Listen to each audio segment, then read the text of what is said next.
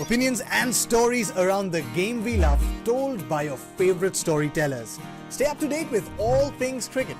Subscribe to Cricbuzz's YouTube channel and press that bell icon now. I also thought Mumbai was short, Gautam. I thought Mumbai was short. Dooley alluded to the 17 of 33 balls at the top. Irrespective of the kind of surface, you cannot have a start of 17 of 33, whatever the surface. I mean, this was a good surface, but whatever the surface, you cannot have that kind of start. No. So I think there's some hard questions there. I think Rohit Sharma should just go and unlock himself. Yeah, unlock himself completely. Look in the mirror and say, you know what, I'm Rohit Sharma. The world worries about what I'm going to do to you. I cannot be 3 of 12 at the start.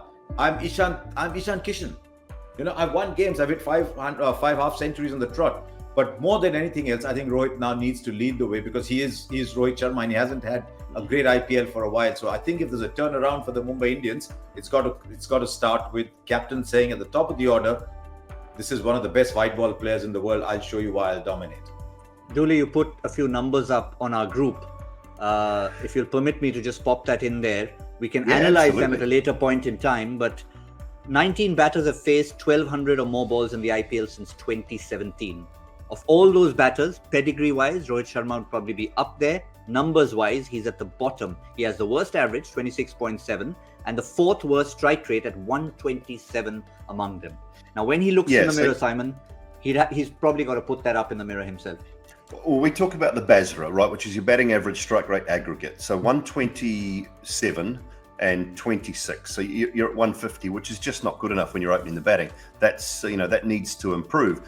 If you're striking at 125, you need to be averaging 35 to 40 in T20 cricket at the top of the order. Now, if you're averaging 25 to 30 at the top of the order, you need to be striking at 145, 150. So you're either getting your team off to a flyer and averaging 25 to 30, which is fine in T20 cricket, or you're averaging 40. So you're a really good player and you're striking at 125 to 130.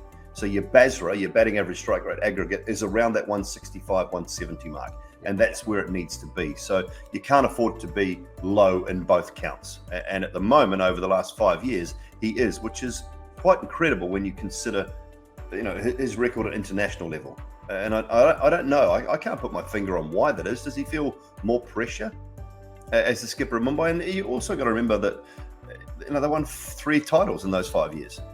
So it's not like the team is suffering, but this year, without the help of others and without others performing around him, it will just amplify that point of touch. Yeah, and I'm glad Dooley put that number up. When we first started talking of BASRA, we used to talk about 160.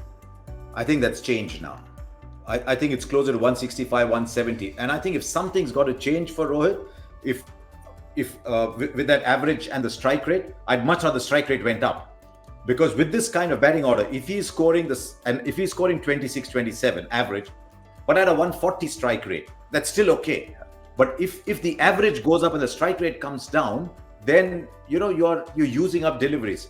So if one of the two had to go up, I'd much rather the strike rate went up. When the strike rate goes up, automatically that for someone of Rohit Sharma's skill, that batting average will go up anyway.